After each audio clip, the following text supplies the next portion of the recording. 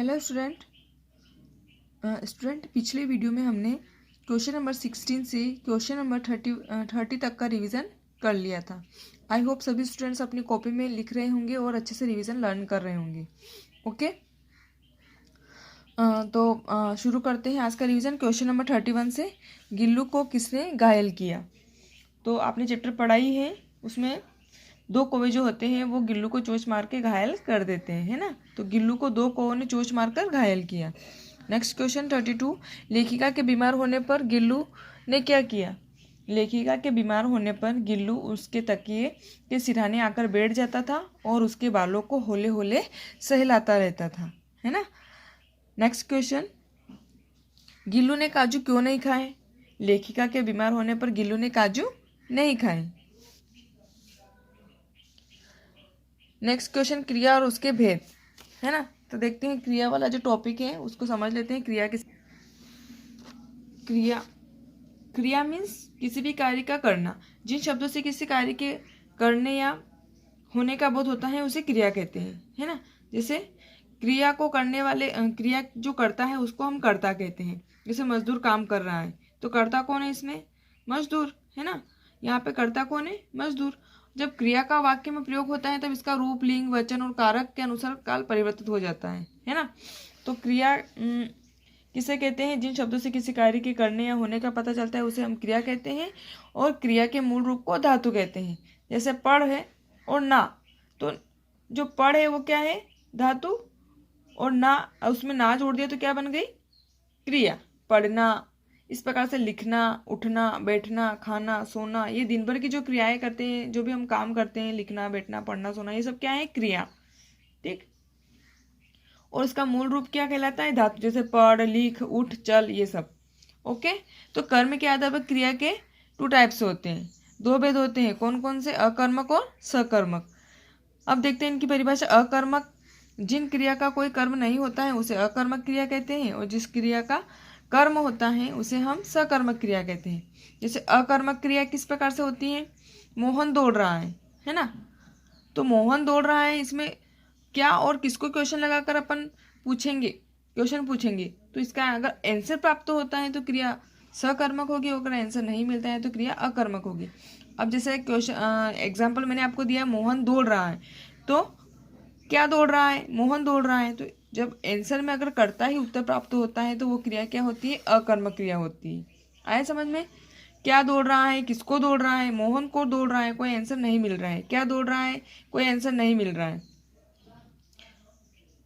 इसी प्रकार से सकर्मक क्रिया का एक एग्जाम्पल लेके देखते हैं। जैसे नवीन फल खाता है। अब क्वेश्चन हम पूछेंगे कि नवीन क्या खाता है, तो आंसर क्या मिलेगा, नवीन फल खाता है। किसको खाता है, फल को खाता है ना। तो इसमें जो फल जो शब्द है बीच में वो क्या है, कर्म है। फल क्या हुआ, कर्म। तो ये क्या हुआ, सकर्मक क्रिया। ओके, जैसे नवीन पुस्तक पढ़ता है या सोहन पुस्तक पढ़ रहा है, तो क्या पढ़ रहा है, पुस्तक पढ़ रहा है। किसको पढ़ रहा है, पुस्तक को पढ़ रहा है। इस प्रकार से अगर हमें क्वेश्चन करने पर आंसर प्राप्त होता है तो क्रिया सकर्मक होती है, और क्वेश्चन करने पर आंसर प्राप्त नहीं होता है या आंसर में प्राप्त होता है तो कर्ता प्राप्त होता है, तो वो क्रिया क्या होती है, अकर्मक होती है।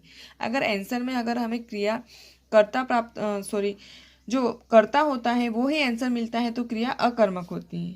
क्लियर। इस प्रकार से सकर्मक क्रिया के भी 2 भेद होते हैं, एक कर्मक क्रिया और द्विकर्मक क्रिया। जिस सकर्मक क्रिया का केवल एक ही कर्म होता है उसे एक कर्मक क्रिया कहते हैं, और जिस क्रिया में 2 कर्म प्राप्त होते हैं उसे द्विकर्मक क्रिया कहते हैं। जैसे पिताजी फल खरीद रहे हैं, तो पिताजी क्या खरीद रहे हैं, फल खरीद रहे हैं। आंसर में क्या आ रहा है, फल। ओके, तो ये एक ही उत्तर प्राप्त हो रहा है, ये क्या हो गई, एक कर्मक क्रिया। उसी प्रकार से दूसरा एग्जाम्पल ले लेते हैं। दादी बच्चों को कहानी सुनाती हैं। तो दादी क्या सुनाती हैं, कहानी सुनाती हैं। किसको सुनाती हैं, बच्चों को सुनाती हैं।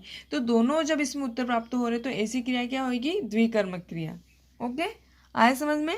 आप अपनी बुक में अच्छे से और इसको पढ़ लीजिएगा और इसका रिवीजन कर लीजिएगा। ओके, फिर नेक्स्ट क्वेश्चन देखते हैं आपका। क्रिया उसके बाद अपन ने पढ़ लिया। क्वेश्चन नंबर 35 है, परिंदा फल खाने के लिए कहाँ जाता है ना, एवं किसका पानी पीता है। तो इसका आंसर क्या होगा, परिंदा फल खाने के लिए कहाँ जाता है, बाग बगीचे में। और किसका पानी पीता है, तो वो झरने का पानी पीता है। परिंदा किसका पानी पीता है, झरने का पानी पीता है। ओके, नेक्स्ट क्वेश्चन, अपनी मर्जी के फल खाऊं का क्या आशय है? अपनी मर्जी के फल खाऊं का क्या आशय हुआ? इस लाइन का आंसर ये हुआ, इसका आशय हुआ मन पसंद फल खाना। अपनी मर्जी के फल खाऊं का इस लाइन का अर्थ क्या है? मन पसंद फल खाना।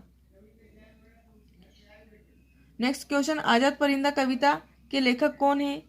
तो आजाद परिंदा लेखक जो है इसके कवि है शादाब आलम। कौन है? शादाब आलम।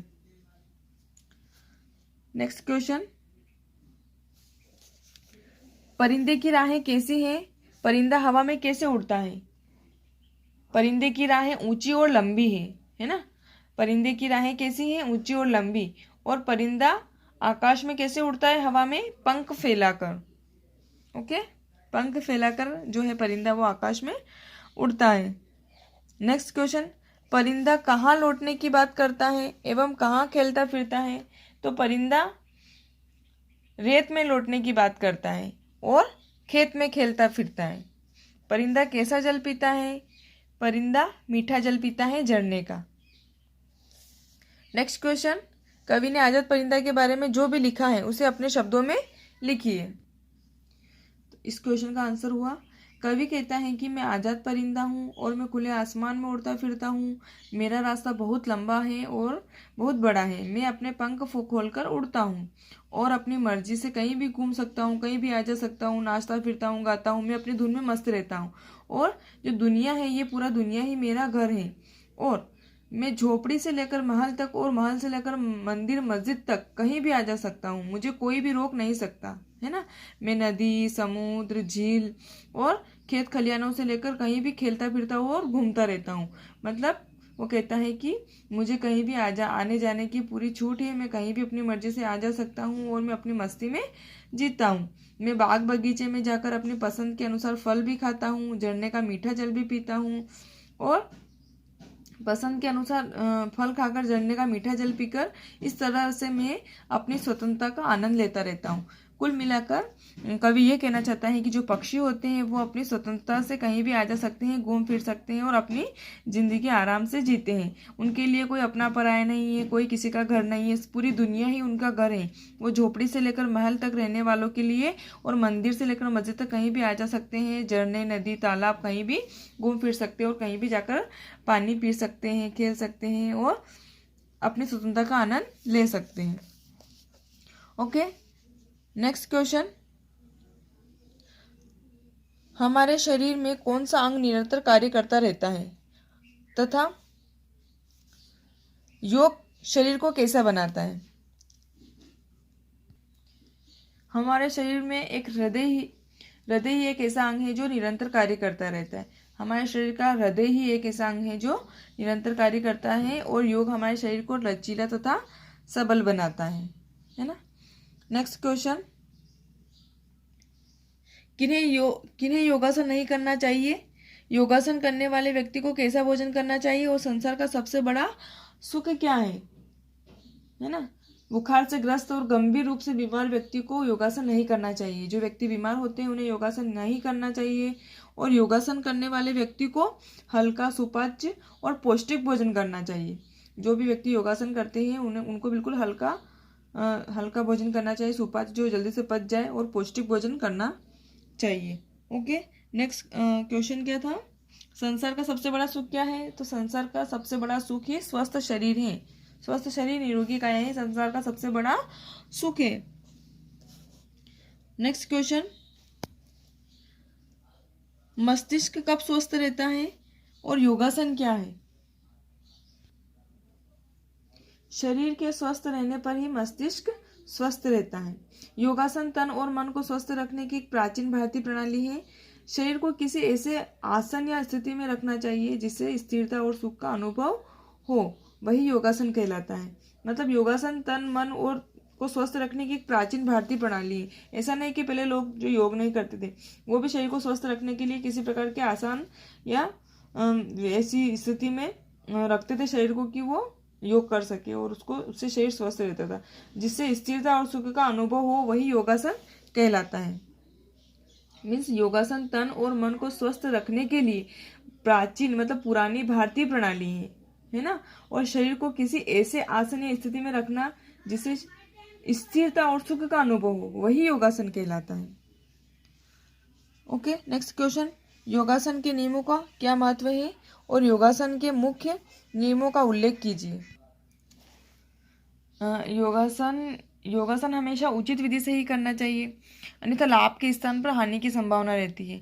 योगासन से पूर्व उसके सामान्य नियमों की जानकारी आवश्यक है, जैसे प्रातःकाल शौच आदि से निवृत्त होने के बाद ही योगासन करना चाहिए, उससे पहले हमें योगासन नहीं करना चाहिए, है ना। और योगासन ऐसी जगह पे करना चाहिए जो शांत, स्वच्छ और खुला स्थान हो, है ना।